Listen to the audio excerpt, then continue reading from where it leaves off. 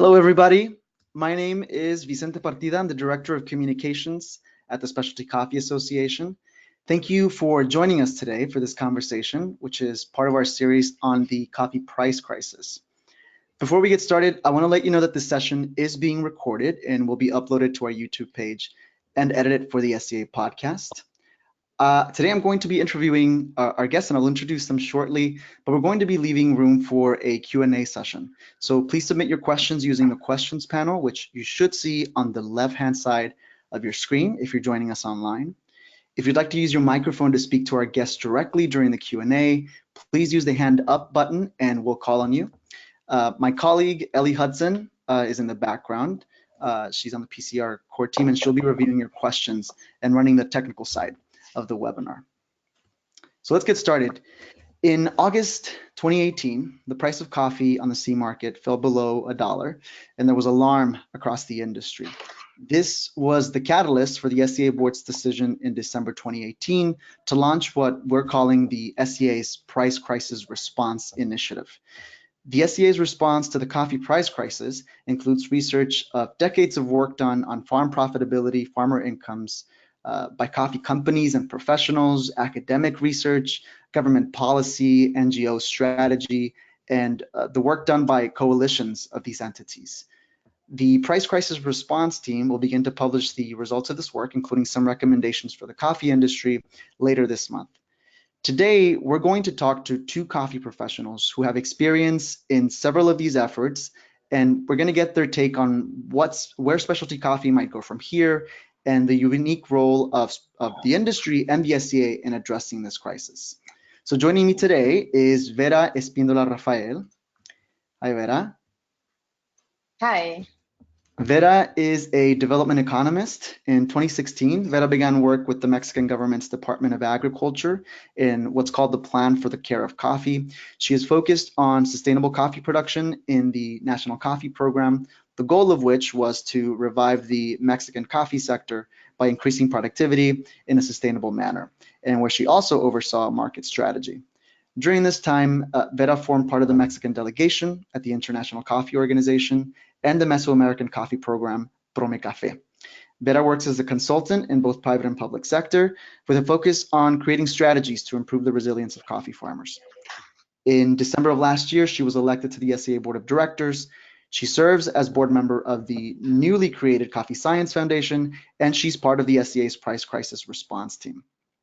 Recently, Vera has been conducting research on cost of production on coffee farms and is working on a study exploring the opportunities for specialty coffee consumption in coffee producing countries. And so we'll talk about this work during our conversation today. Also joining us today is Peter Kettler. Hi, Peter. Good morning. Peter is the Global Product Manager at Fairtrade International. He has over 25 years of experience in the specialty coffee industry across manufacturing, retail, trading, and finance, and has worked with companies and organizations including Stone Creek, Holland Coffee, TaylorMade Farms, Coffee Kids, and many others. In 2004, he also founded Radio Lifeline, a service to help remote farmers at origin improve farming methods. I'm going to mute you, Peter, just sure. For a little bit. It's a tractor. Oh, it's a tractor. Sorry. Fairtrade International's certified products carry minimum prices paid to farmers. And today we'll be talking to Peter about these minimums, Fairtrade's premium price, the organization's living income strategy, and their announcement made in December of last year that the Fairtrade minimum price for cocoa farmers would be raised by 20%. So Vera and Peter, welcome and thank you for joining us today. We've invited you both to today's webinar for your work and your advocacy on farm profitability and farmer incomes. Vera, let me start with you. Tell us a little bit about your professional journey. What got you interested in issues related to farmer incomes? Thank you so much, Vicente. I think I would just focus primarily on why I started to work in coffee. And it actually started in the building that I'm currently in. I'm in Ana Café, here for a conference on Simposio de Caficultura Latinoamericana, organized by PromeCafé. And it was actually here a very long time ago that I had the opportunity to collaborate on a project where we studied the value chain of several products, one of them being coffee in Central America, funded by the EU. And the intention was to see how much of that value was actually being received by the producer of these different products. And for me, it was very enlightening because I did not knew anything about coffee. I drank coffee with milk and sugar. And basically, Ana Café opened the doors for me to have much of a better understanding on what were the challenges we faced of these coffee producers and what were they actually making. So that led me actually into the whole cost of production value chain analysis, which I did. And since then, I actually stayed in coffee. From there on, I started to work for UTS, a certification and sustainability program, now merged with Rainforest. And the rest you already shared with the audience. So for me, the most important thing that is important in my work is that at the end of the day, my work dedicates itself to creating that benefit and that value for producers. Mm-hmm. Thank you, Vera. What about you, Peter? What brought you into this topic? Well, I guess my journey in coffee, started about 30 years ago, and my career is kind of evenly split between the commercial side of coffee and the development side. And the more I started to spend visiting Origin, I started to see that, the whole coffee industry is predicated on this notion that millions of farmers are going to get up every morning and affirm another day of coffee farming. And once that decision starts to change, the industry changes. So I started to focus on farmer livelihoods, first of all with Coffee Kids, and then with this NGO Radio Lifeline. And we developed a series of broadcasts that were weekly broadcasts that would give farmers information about best agricultural practices and what it means to be part of a cooperative, that you're not just a member, but you're also an owner, and then lots of other information about early childhood health, maternal health, HIV/AIDS, financial literacy. And so we created a network, and I started to see that the more that farmers could learn from one another, the higher the adaptation rates were. So rather than us going down and telling them what to do, they started learning from one another, and then that just sort of fell into my role in Fairtrade now that I started in January of 2019. Right. Okay. Thank you very much, Vera. Let's talk about the price crisis itself. You're part of the SES price crisis response team. The most recent dips in the market have really resonated with folks across the coffee industry in what I think is an unprecedented way.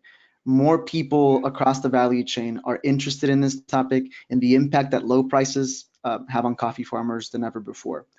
I want to start with laying out the foundation for this discussion, going over some of the basics of the coffee price crisis and of the market in general. In basic terms, can you tell us what is the price crisis? Basic terms, right? The price crisis is basically at the moment when the price drops, there's a big plunge into a level that actually does not allow for the producer to sustain their coffee production, meaning below their cost of production. Having said that, a lot of people then asked, why is that? Why has that happened? Looking at the current circumstances that we're in now, it's simply the matter on how coffee is being commercialized. And it's there where it's simply a supply and demand issue. There's more coffee on the market, and that means also the speculative market.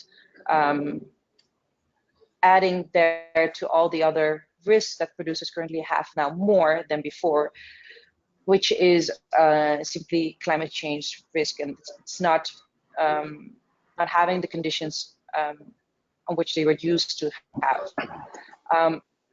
That, and I can go into other factors, is the perfect cocktail for the situation where they're in right now.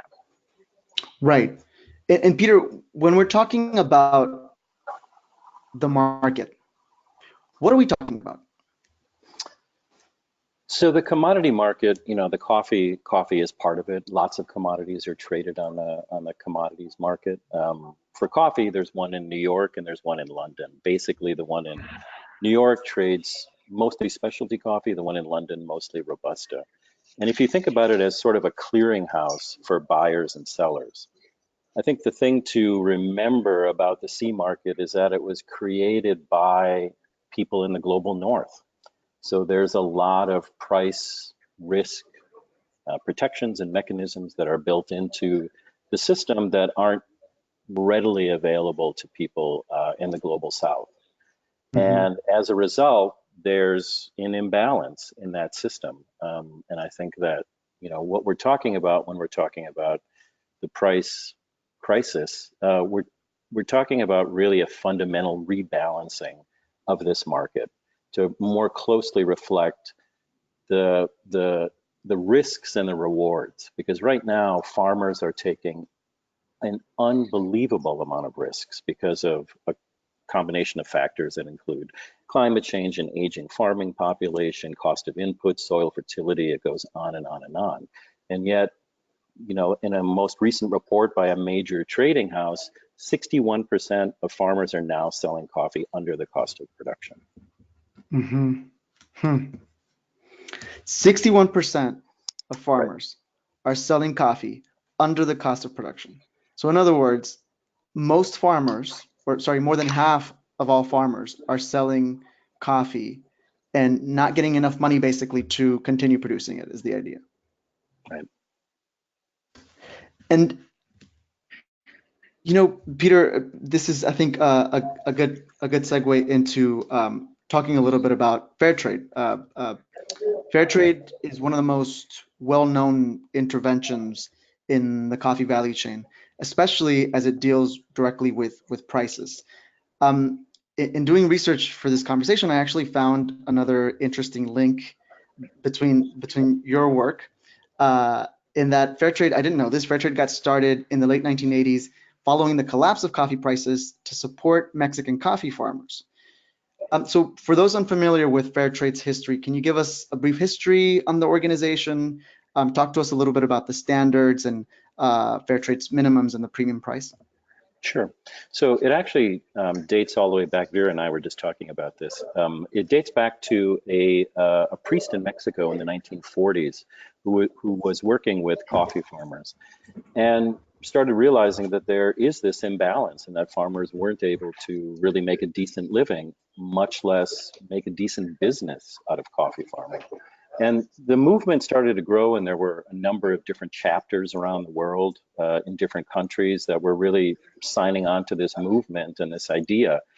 And then in the late 1980s, it started to become formalized under Fairtrade International. So I think that the unique thing about Fairtrade is that we are 50% owned and governed by producers. So in order for any changes to happen, we have to build consensus from the bottom up, and it's always focused on what are the needs of producers? How can we meet those needs? So we have close to 800,000 coffee farmers in the system right now. We also do other commodities like bananas and sugar and cocoa. And total, we have about 2 million farmers in the system. And the idea of the minimum price came about because we started to see these price dips, and that it sort of creates this cycle of poverty that farmers can never get out of. And it was fracturing not only family structure, but also the social structure of producing communities. So the Fairtrade minimum price, which right now is $1.40, was pegged to the average cost of sustainable production. But then we started to realize that if a farmer is just able to keep his or her head just above water and is kind of treading water in the same place, we're not really moving the needle. We're not moving the ball further down the field. And that's where the premium came in.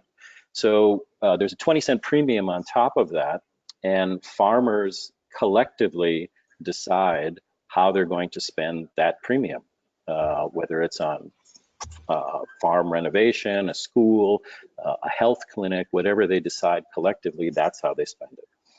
Mm-hmm. And we don't legislate how they spend that money. So in that way, we're really again giving farmers the opportunity to decide on their own future. Right.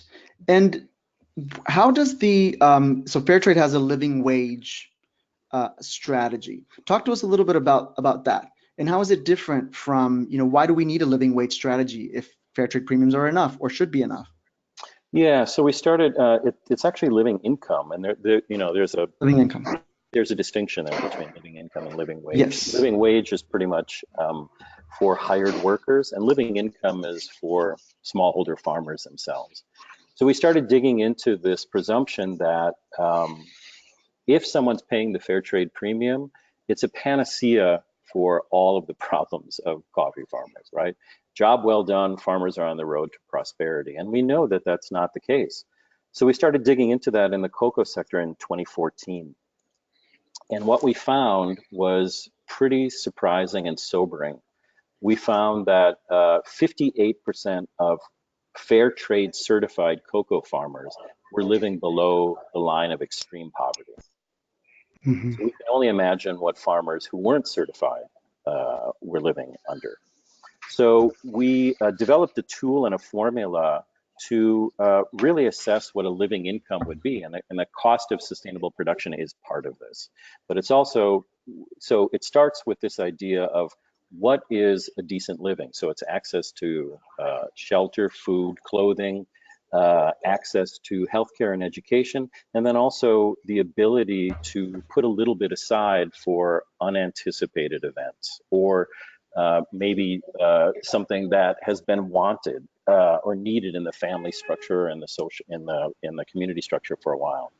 And then we started to look at, well, so how do we arrive at this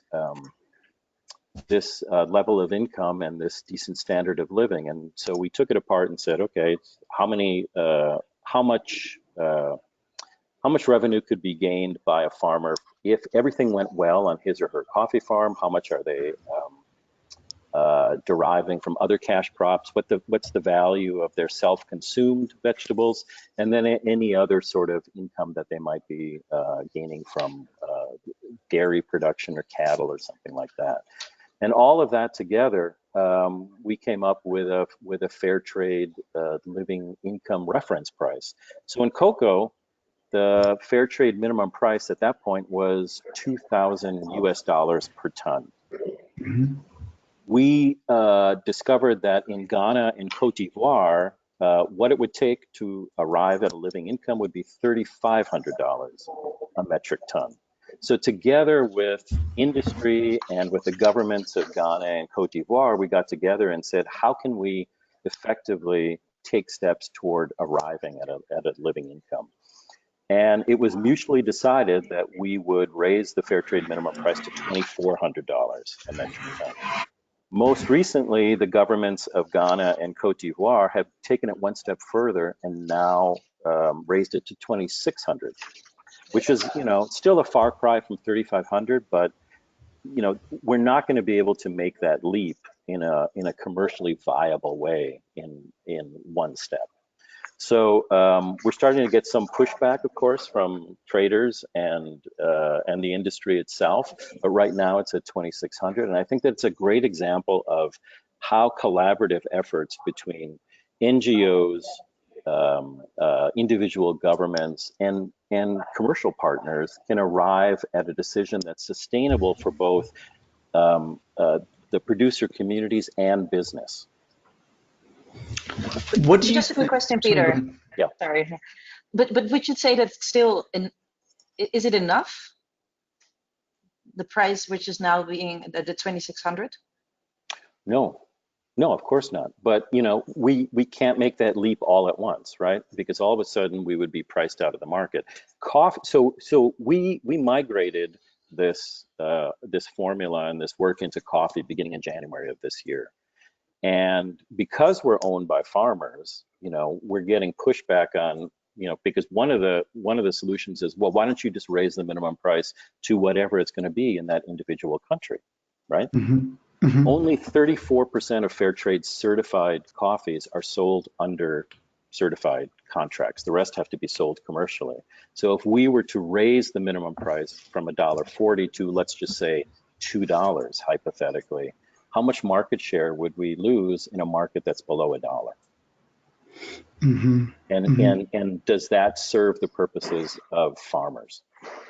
So I think that that the role of NGOs, and especially speaking for fair trade, is to create a roadmap toward what sustainability looks like. We need to define the target, and then collaboratively we have to come up with a solution as an industry to how we're going to arrive at that. No single NGO, no single company, and no single country is going to be able to do this on their own.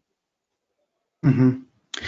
Now, one of the what you need to understand to set a minimum price and to talk about this topic in general is cost of production, right? And so one of the things that that's important is that cost of production differs depending on, obviously it differs by farm, but it differs by region, it differs by country, and it differs greatly. So Vera, I wanted to ask you about what should we, as an industry, what should coffee professionals who care about this topic understand about cost of production? I think one of the elements that everybody needs to understand, and I will definitely there include within that pool of people you just mentioned, coffee professional producers, that it varies. And it varies because of many factors, simply because how coffee was introduced in their countries to all the way on how is simply coffee was developed from a market perspective in the last years. And so it's a challenge. It's therefore a challenge to just simply compare cost production numbers from one country to another. Recently, I think 2 years ago, for example, Pomme Café presented a regional study on cost of production with the support of the Coffee Institution in the region. And within that, you could clearly see that, well, the one that was producing with a higher cost in comparison was Costa Rica. Within the Central American countries, Honduras was one that was producing at a lower cost of production. You would say, well, then they're more efficient, or say. But if you go dive deeper, the reality is simply in that comparison is that Honduras pays much less to their producer or to their workers than Costa Rica. Mm-hmm. Hence, perhaps that is one of the factors that why certain people are migrating from Honduras. They simply cannot support their family with what they're receiving. So maybe from a general point of view, would say, oh, well, they are more efficient on how they produce coffee. Well, not necessarily. Is that a good thing? The number in itself in the comparison. So we need to be very careful on how we compare certain numbers, especially when it comes where is it more where is it less expensive to buy coffee from, so to say. Mm-hmm. Now, Peter, does that when we were prepping for this webinar, we talked a little bit about the differences between cocoa production, the cocoa industry and the coffee industry, and the differences are pretty big, right? Talk to us a little bit about those differences and what you think doing something like what Fairtrade has done in cocoa might be, how that might be applied to coffee. Sure. So, cocoa, well, first of all, the number of countries where it's produced at an exportable level is much smaller than coffee. We have many more coffee producing regions. And also the number of major manufacturers and traders are much smaller. So it's a lot easier to get those people in a room, and hopefully, if you can't build consensus, at least start to have a discussion about what the target looks like. I think that in coffee, it's a lot more difficult, obviously, because of the number of stakeholders.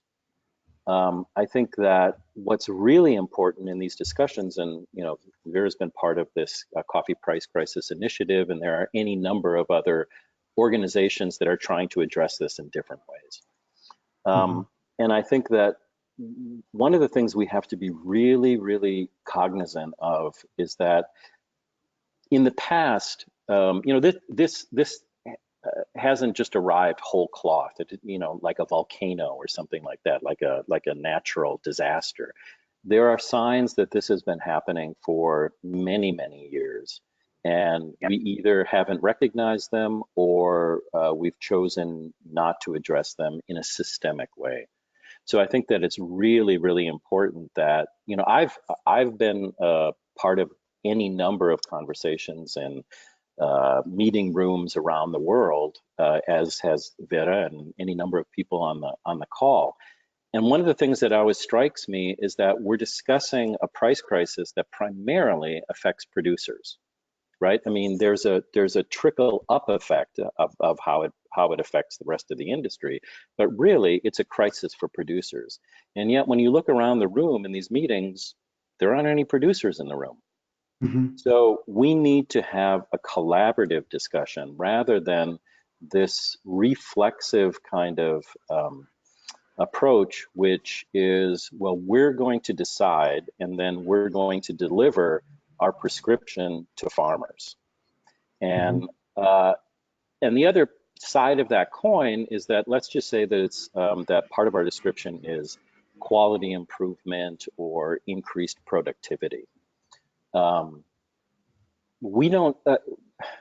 The average price of the average age of a farmer now is somewhere between 57 and 60 years old, right?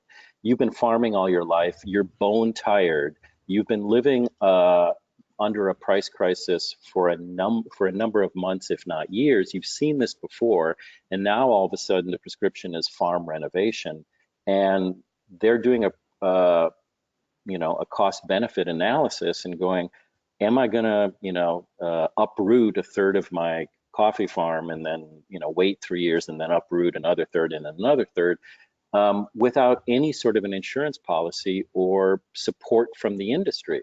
So I think that, the two things that we need to do is bring producers into the conversation to make sure that it's sustainable and it's not just from our point of view. And the other thing we have to do is come up with some sort of mechanism to support farmers while they're going through this transition period to either do farm renovations or do other capacity building measures that are going to help them weather the next price crisis. Now, that's an excellent point. And Vera, you, in your work, talk to producers on a daily basis. I know both of you do. What are you hearing from producers, right, in terms of what's happening, right? What are they telling you? I think it varies a bit in what type of country or region you are.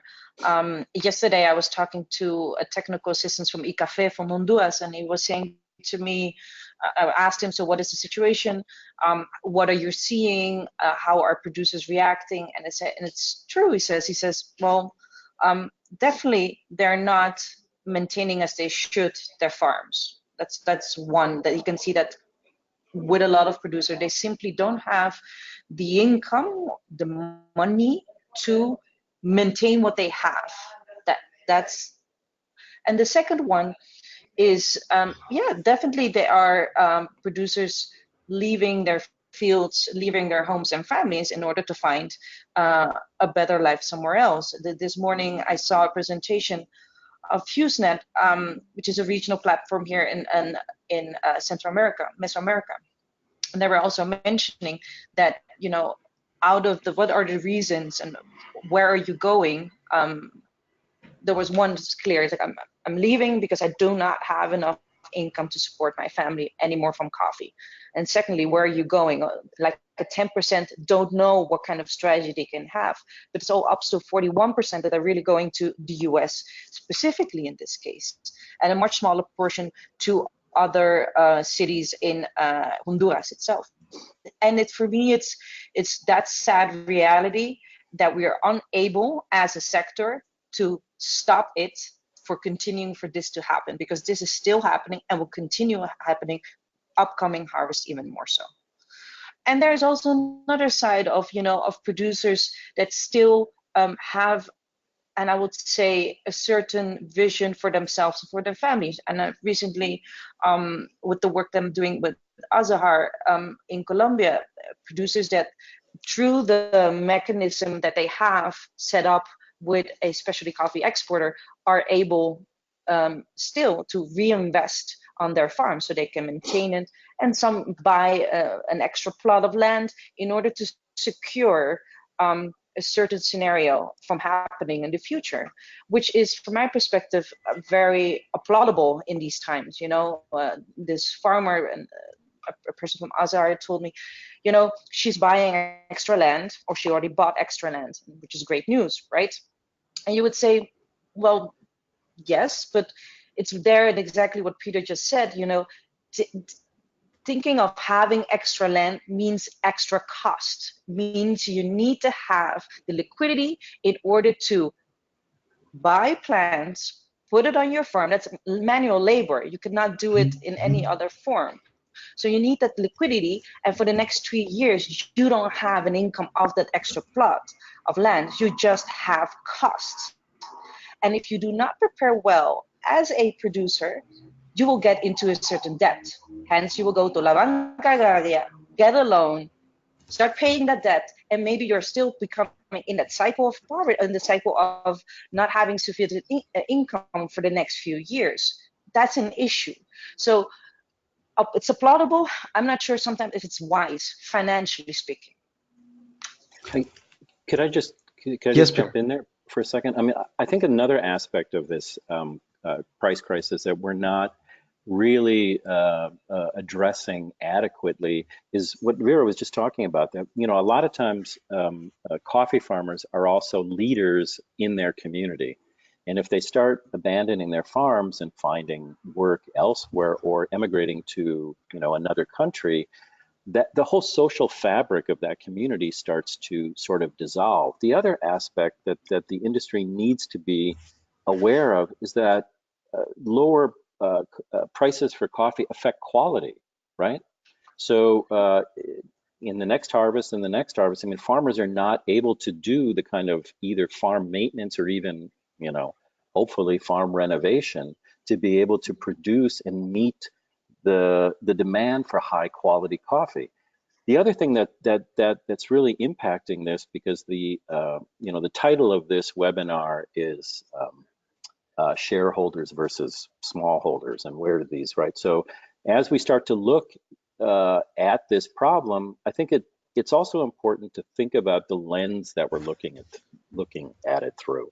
And we're seeing an unprecedented amount of consolidation in the coffee industry right now. Major companies are buying up smaller companies, and one of the results of that is that we're starting to see payment terms, ballooning to 180 and even up to 300 days. And those costs, those financing costs, are being oftentimes passed on to co-ops or individual farmers. And so on top of lower prices, now they're even lower prices because they have to assume these financing costs. And I think that once you bring shareholders into the mix, a lot of times the lens that they're looking through is a lot shorter, right? They want immediate returns. And what we need to do is look at this problem through a long-term lens, right? That in order to create sustainability, if we continue doing the same thing, sustainability is not going to magically arrive 10 years down the line. And what we need is really a bold initiative. And we have seen a lot of innovation in the coffee industry at the higher end of the supply chain in terms of how coffee is delivered to consumers, brewing equipment, lots of different things. But we have failed to sort of migrate that innovation to the very beginning of the supply chain.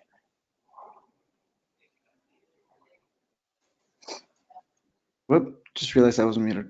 Speaking of consolidation, I want to go back to the example we were talking about earlier related to cocoa, right? And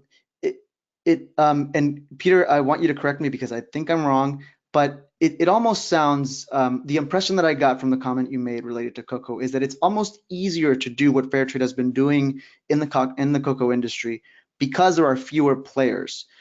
Is it safe to assume that that could be the case with more consolidation on the coffee side, that it could be easier to achieve something like what you've been able to achieve on the cocoa side?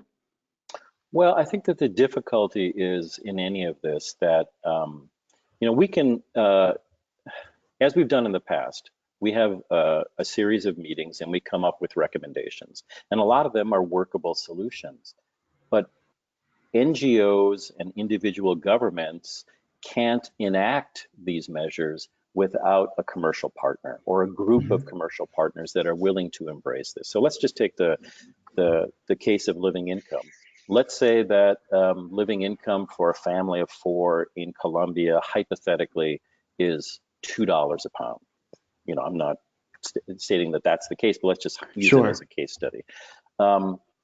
What company is going to be willing in 89-cent or 90-cent or even $1 market to pay twice the amount for their coffee and risk being out of the market and losing their competitive edge? So I think that this is really an important thing that we need to tackle, is how do we engage with commercial partners, and who is willing to stick their neck out and say, if this is going to lead to sustainability, then we're signing up.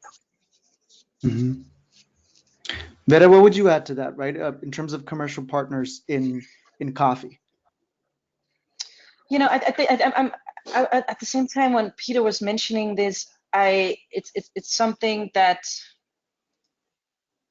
even in this setting where I'm here at a conference, there are a lot of researchers, technical assistants, some producers as well.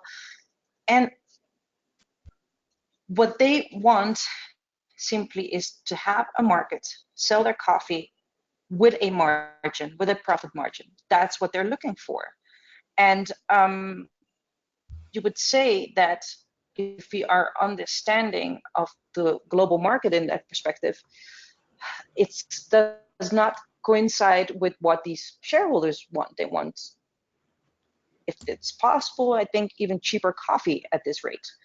And it's a sad reality that that match doesn't happen. But I must say that there are different type of sized companies that are willing to take that risk. And I think it's from my perspective, that's the promising side of this. That, as you just said at the beginning, Vicente, there are much more people are interested in topic, want to understand what is happening and why it happens and what they can do. And I think understanding on what are these socioeconomic conditions of farmers, why are they in this situation, is because of many factors. What we're trying to do, for example, in the case of just to come up with one example, is with Azahar, with the Sustainable Coffee Buyer Guide, is to give a better understanding of what are the cost of productions of these producers in these particular areas. What income goal do we have in mind for them in order to have a sustainable livelihood? That's one, but also sufficient additional income in order to reinvest on their farms, just as an assumption that should be together with a living wage for their workers, and an add-on for a reinvestment on their farms. And at the end of the day, I think those initiatives, even if they're on a smaller scale, are of importance for this sector, because they're simply companies that are saying, we're making a profit, and if I can still continue to make a profit, I need to assure that where my coffee is coming from needs to be assured for. So it needs to be covered and needs to have also that profit margin. So I think there are companies, and perhaps much smaller and smaller than what we are looking for, that are willing to stick their neck out. And I think that is under the umbrella of Fairtrade, companies that buy Fairtrade, as well as companies that simply have a firm belief that buying specialty coffee on this with a certain commercial mechanism supports the producer to continue their farming. I want to come back to and my apologies because I didn't introduce the project that you've mentioned a couple of times now, and I want to ask you about that so you can give us some information about that. And this is a yes or no question for the both of you, right? Is there enough, whatever the solution or the solutions to this crisis are, is there enough of a critical mass in coffee when we're talking about commercial partners? Are there enough companies, enough individuals interested in finding a solution that a solution can actually be implemented? Is that where we are now, in a place that maybe we weren't 10, 15, 20 years ago? I would say, and that links to Peter's comment before, I would say no, because if we were really being open and really trying to understand with all those field visits that organization and companies do, we would have seen, and as we have seen, that this has been coming for a very long time. This is not new. I mean, this is the second crisis in a lapse of 15 years or 20 years. And we have been seeing for a very long time that for the majority of the producers, they are not able to have a decent livelihood. And it's because price dropped below the cost of production and we all kind of agree on it. Now it comes to light more. But no, if we would have more companies understanding that issue, we would not have been here. Mm-hmm. Mm-hmm.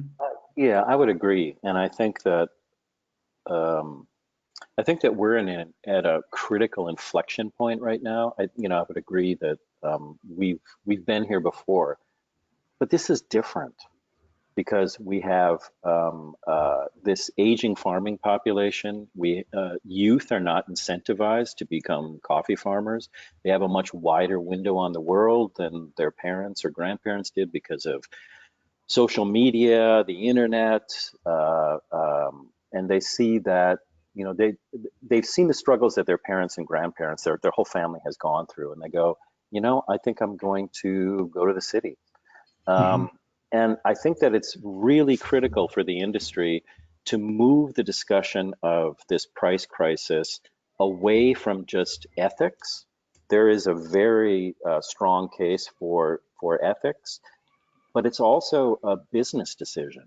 And I think that that's what we're starting to see, is that companies are starting to realize that unless this collective group of farmers get up, as I said before, every morning and say yes, the whole rest of the industry is built on sand and will collapse. And 85% of coffee is still grown by smallholders. And while Brazil and Vietnam have created efficiencies that scales of economy that they can sell coffee for, I don't know, their cost of production now is what we're like around 80, 75 cents, something like that. So they can make a profit in this current market. And unless we do something, the going joke is that in 20 years, you're going to go into a cafe and people will say, what kind of coffee would you like? We have both kinds, Vietnamese or Brazil.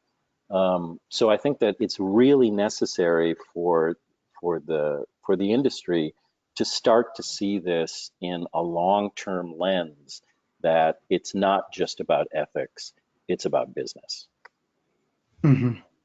I wanna leave the last 15 minutes of this webinar to open it up for questions, but I did want to come back. We talked about Fairtrade extensively. I think I wanted to come back to a project that you're working on, Vera.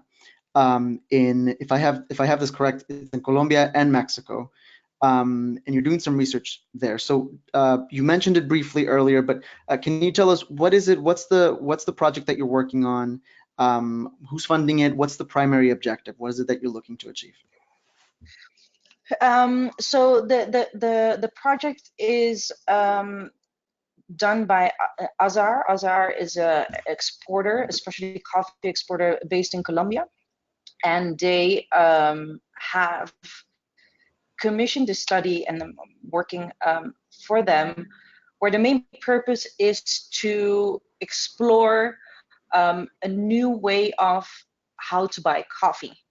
And within that vision, the intention is to come up with a sustainable coffee buyer guide, which is based on case studies that we have done in 4 departamentos in Colombia, and where we basically did a cost of production study, and from there on to have a better insight on what it actually is what the cost actually is to produce coffee in there. I think the main takeaway from the whole work that we're doing, and it will be published this year, is that what we're seeing is that even so, selling, and everybody knows is selling your coffee, especially coffee, not necessarily is 100% of your coffee, right?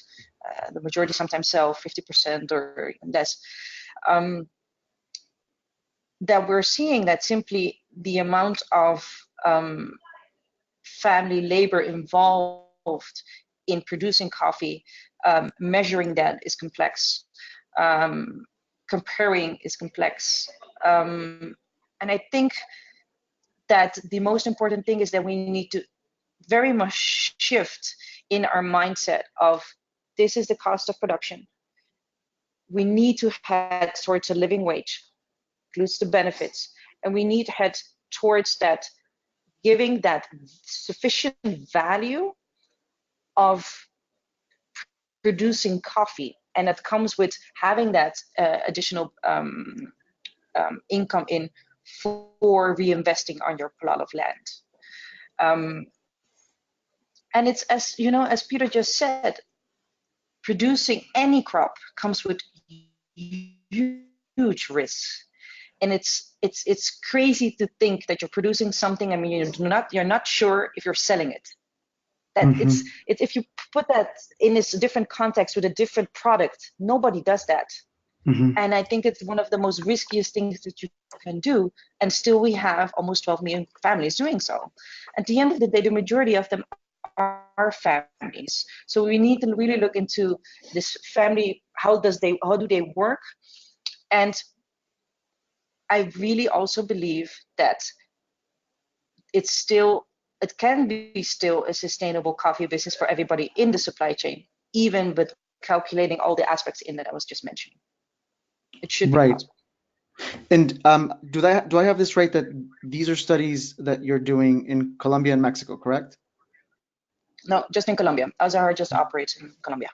Just in Colombia, okay. And one would think cost of production, Colombia, they've already figured this out. What can you tell us about the existence of cost of production data, not just in Colombia, but the rest of the coffee producing world? I mean, I think we generally know what are the ranges of these numbers. I think doing an exercise like one always benefits the ones that are involved within the study of a better understanding how they operate. One of the things that I most love about this particular product is the opportunity to not just get data from producers, but also to cycle them back with information on why should you at least have a certain notion on your cost of production. And it's not for Azahar, it's for you as a producer. Why do you need at least to know how much did you produce? Not simply knowing what is the price is not enough for you to know how you're doing on your farm, because at the end of the day you need to head towards a return of investment. It's a family, these are mostly family businesses, and that exercise, what we did with the producers, it's with any type of topic that you want to bring to a certain audience.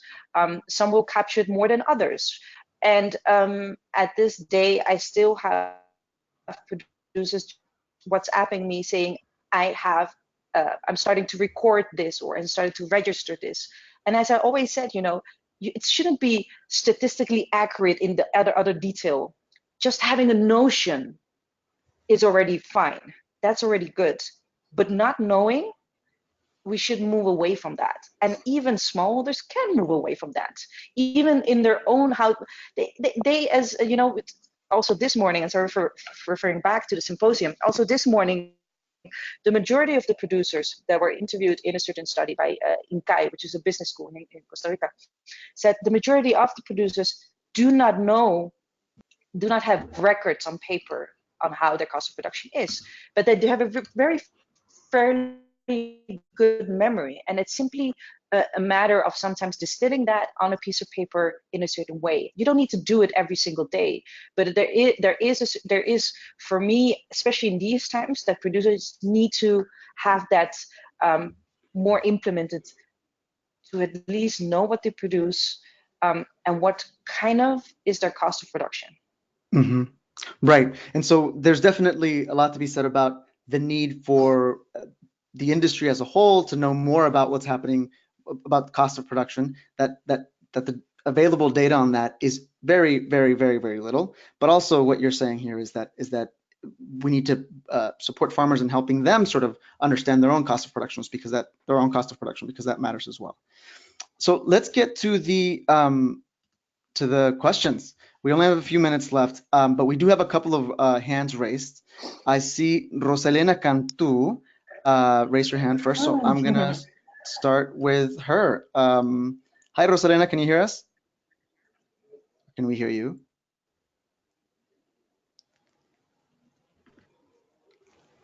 Well, I do have a question. The first question is, do you think that this monopolized market is going to be broken? Who's your question for? Who do you want to start with? With Vera, of course. Hola, Rosy.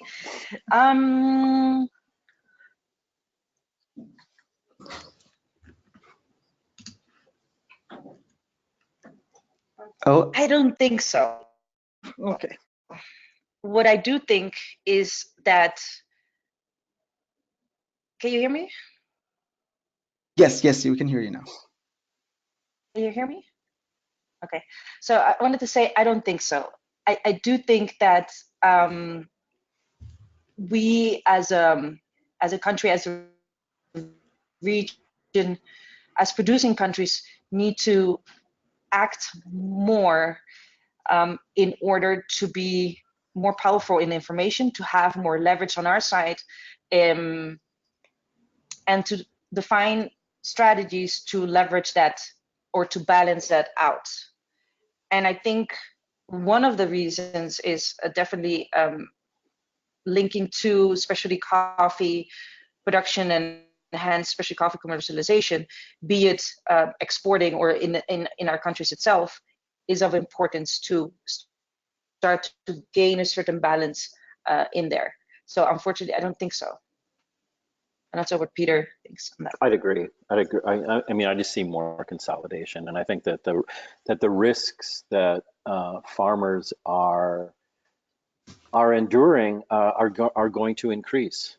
And you know, there are some predictions by World Coffee Research and a number of other people that are paint a pretty stark picture of what coffee production is going to look like, just in terms of what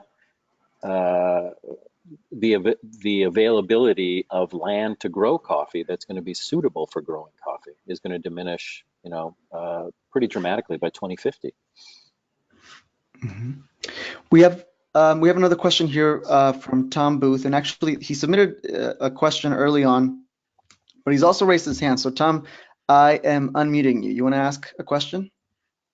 Yeah, I asked the question before, and I thought I actually lowered my hand. But thanks very much indeed. It's been really good today. It was more on the, I think the fair trade price you talked about for cocoa. We saw that go up, and you saw, looking at the cost of production, how that was increased for cocoa. But with coffee, it's 140 and it's been 140 for a long time. There was two questions really. One was, do you think that the 140 could be increased as it was for cocoa? And secondly, do you think 140 is the right price to have as fair trade across all origins, or in different origins with different costs of production and different everything? Should there be different fair trade prices? Yeah. So we're undergoing our coffee standard review right now. It's a very long process because there has to be a lot of consultation from a number of different stakeholders. The last time we did this, there were 500 different producer groups that weighed in. And again, we can't set the price ourselves. It has to be in collaboration with the farmers. Do I think that $1.40 is adequate in right now? No, but again, it's you know, we have to talk about the minimum price and the premium. So we're talking about $1.60, and I would say probably 70% of fair trade coffee also carries an organic certification, which carries another premium of 30 cents. So we're talking about the vast majority of coffee that's certified being sold for $1.90. It's getting close to the cost of production in some areas, but I think that's why we're really engaged in this living income. There's been a lot of talk over the years about setting different minimum prices for different regions. And I think that this tool that we're developing and have developed for living income is showing us what these different costs are in different regions. So that's under consideration. But again, we're only selling 34%. We have overcapacity of certified coffees right now in the system, and there's a fear of those volumes dropping. Thank you, Peter. We've got a few questions here from Dean and also a hand raise. So Dean, let's hear from you. How's it going? Yeah, I thought I'd go ahead and just consolidate these questions. The first question is primarily geared towards you, Peter. What I feel like I'm hearing in part is that the coffee supply chain in general has just it sounds like poor trade agreements, you know, as I'm listening to you, and especially thinking about supply and demand and how to manage, you know, not only like the current commercial supply and demand, but also like fair trade supply and demand. And so we can't put the price too high, otherwise it could box us out of actually having living income for producers. And so I'm curious if there's talks as far as like in between countries, consuming countries and producing countries, of, you know, like maybe restricting supply or taking a look at it through like a supply chain management perspective. And then the second question I think is for both of you, especially as I think about power dynamics between the global north and south, do you find that more co-ops and producers are starting to roast coffee in order to capture value back from the global north in particular? Yeah, so we are starting to see that there's more and more local, you know, initiatives toward local consumption happening. But again, that's changing a whole culture because a lot of coffee growing countries do not have a culture of drinking coffee because it was a valuable exported Forgive me, commodity. Peter. I'm so sorry. I was actually thinking about like exported roasted coffee in particular. And so not necessarily for local consumption, Gotcha. but exporting to consuming markets in particular in order to recapture value in the global north. Yeah, there is some talk about that. You know, there's so many logistical challenges to that, both in terms of taxation, because it's now a finished packaged product that comes into the country. So you're rather than a raw commodity. As we all know, to get coffee stocked on a grocery store shelf, there has to be distribution deals, all of that. So there are a lot of hurdles to that. In terms of countries talking to one another, I mean, in the news recently, there's been reports of Brazil and Colombia coming together to discuss how to address this. And I think that it's a good sign that producers and producing countries are starting to come up with, or at least discuss mechanisms for managing supply on their end. Yeah. Do you find that producing countries are also talking with consuming countries in particular, like the EU or the US? I'm not I'm not familiar with those talks. You know, one of the most interesting things that's happening right now that so I'm going to be giving a talk to the German Parliament next month, because there's a long-standing coffee tax in Germany, which has been in existence for hundreds of years, and actually produces millions, if not $1 billion, for the German government. And they are starting to consider, after lots of advocacy on the part of Fairtrade, to suspend the coffee tax for sustainably produced coffees, so that a consumer no longer has to make the choice of, well, I would like to buy Fairtrade or organic, but it's so much more expensive than other coffees. So it would sort of level the playing field. Now we're at the top of the hour here. Vera and Peter, are you both happy to stick around for another 10, 15 minutes to keep Sure. answering some questions? Sure. Sure. Can I just jump in on? Please. So there is a platform called the International Coffee Organization, which is basically the mechanism for countries to connect between producing and consuming countries. And it's here where since end of last year, beginning of this year, a new process is starting regarding should we not amend or come up with a new international coffee agreement. And the last one was created in 2007. I do think that these institutions, or especially this one, has the role to lobby between and have the countries to become together within this setting. And it's interesting, especially since the World Coffee Producer Forum started, that there is much more momentum for these talks to happen on a higher level, so to say. At the same time, in Mexico currently, we have today a meeting between the Secretary of Agriculture of the whole region. So that means that all the secretaries come together to discuss certain issues. Coffee is now also on the agenda. So that means that between countries, we are looking into strategies that we together define as important ones to address. One of them, and this recommendation then goes into the Secretary of Agriculture, which then goes as a certain feedback towards the ICO meeting that has come up. Additionally, also, in the week of the ICO, that's on the 24th of September, on the 25th of September, there is a UN meeting in New York where also the countries will be coming together to talk specifically about coffee and specifically the coffee crisis. So I think all these moments are showing that there is the need to intervene and to act.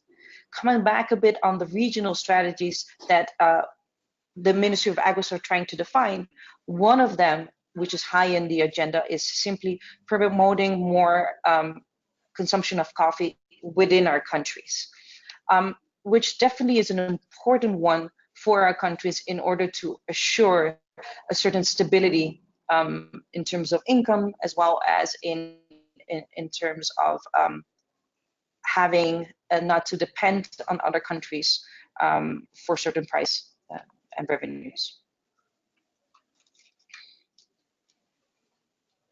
Right. We have here, I do want to add, we don't have enough time to talk about it on this call, but I do want to add, Vera and I interviewed Vera for 25 magazine on this very topic. There's some research that she's been doing on coffee consumption in traditionally coffee producing countries. It's on the latest issue of 25, so check it out. If you don't have the print subscription, you should go to seanews.coffee/25. We have another hand raised over here, Dr. Tim Rayner. Hello. Good afternoon. Can you hear me? Yes. So I'd like to take a step back. One of the previous questions was about vertically integrating the co-op for the coffee producing country. The current supply chain is very colonial. It benefits everyone upstream. It's a billion-dollar industry, billions and billions and billions of it. I don't understand technology is a disruptor. We now have the ability to market and communicate from all over the world to consumers. And so I would like to see us focus some conversations on helping cooperatives vertically integrate and communicate directly to consumers so that the farmers in the cooperative can participate in the revenue stream and not just necessarily the distributor or the marketer in the United States. Now, it doesn't solve all issues, but we do have the ability to roast in Honduras, El Salvador, Costa Rica, and through any type of platform, communicate our brand directly to consumers in Germany and China or the US. I just think the current supply chain needs to be dismantled. Thoughts? Any thoughts on Dr. Rayner's idea that the current supply chain needs to be dismantled? Yeah, I would, I guess that I'm an advocate for change, not anarchy. So I think that rather than dismantling it, we need to rebalance it, as I said earlier.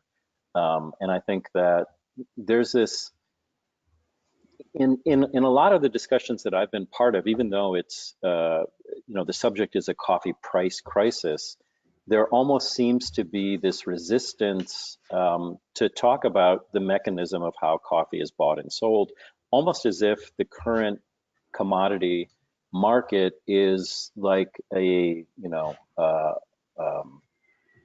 divine oracle, that can't be questioned. And it was developed by humans, and it can be changed. And I think it needs to be changed and innovated to reflect current conditions. And I've gone on this rant before, and people just say that I'm talking semantics, but I think that language is so important in coffee, both in terms of how we've developed a lexicon to describe coffee so that we can share that information, and also how coffee is bought and sold. You have to use a very specific language, and yet we use the term supply chain, which has all sorts of connotations to it. Slavery. There's a hierarchy in a supply chain. Those at the bottom, those at the top. It also speaks to a transactional nature between the links. So once one link makes a transaction with another link, then it goes up the chain.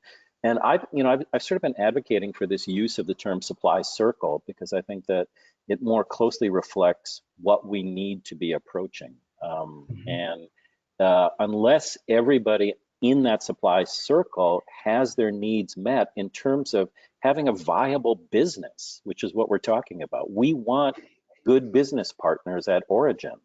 And unless we're able to address that fundamental mechanism by how coffee is bought and sold, then we're just putting band-aids around it. And farmers end up becoming recipients of charity when prices fall to this level.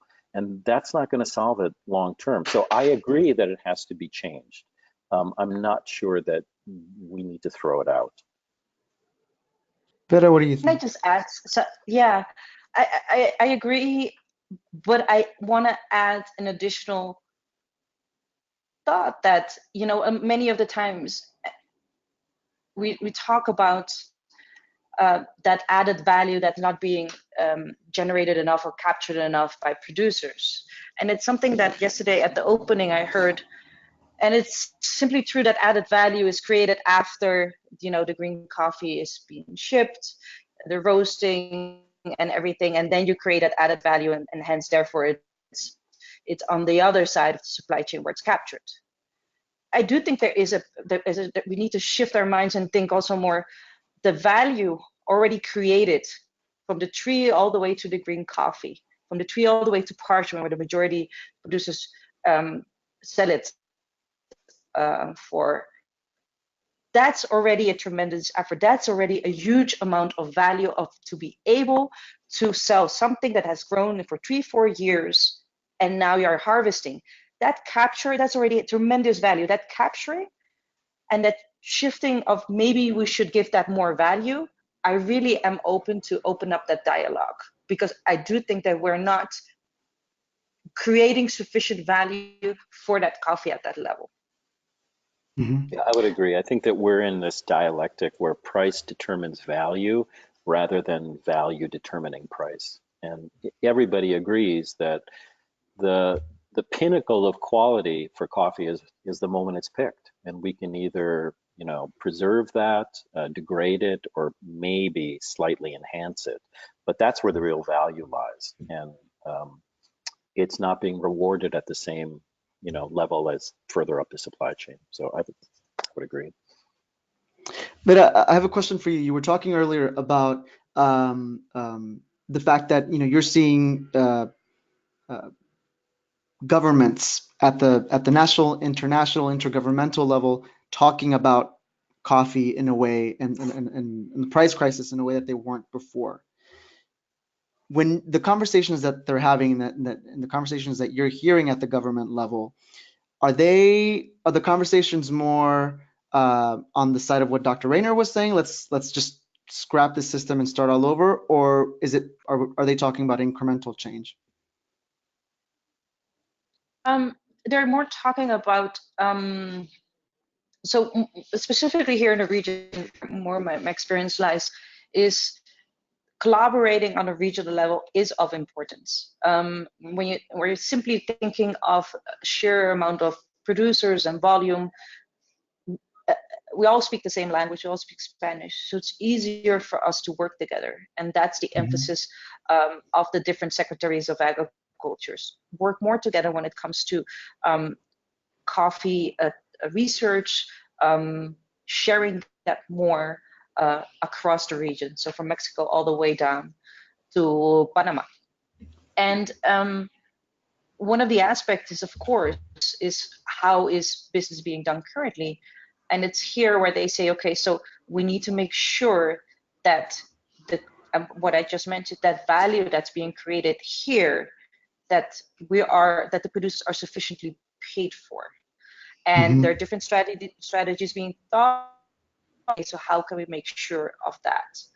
I do think that the governments are here definitely open to and are doing so to talk to the companies and to come up with certain strategies to work for all.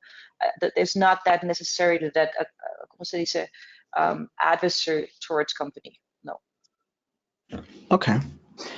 We've got a hand raised. We've got a question and a hand raised from Keith Lemnios.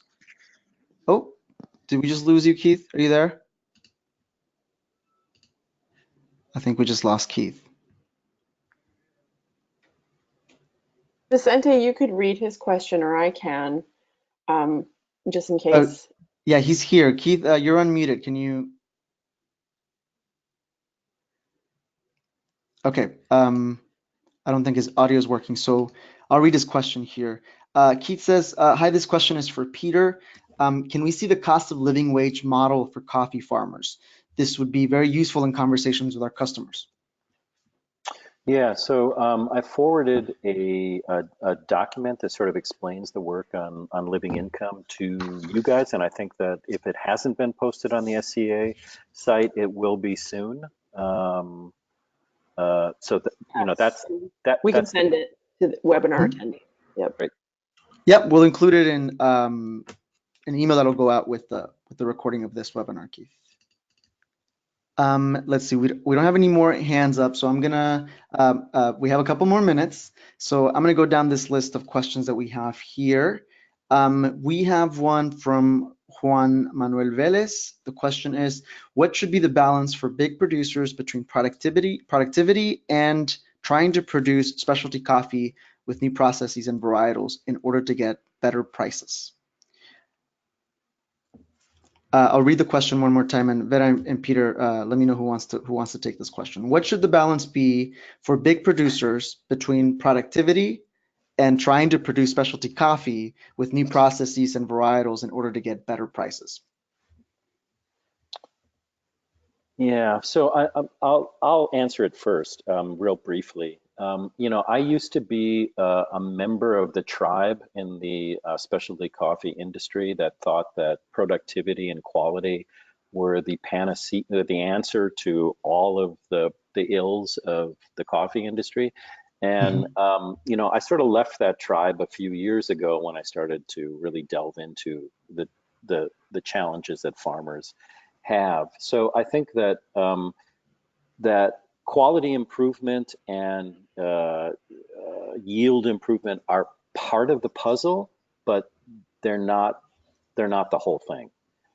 So we can address some of these really deep systemic problems through those two mechanisms alone.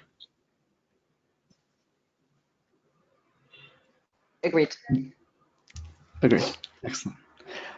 Okay, we've got many more questions here.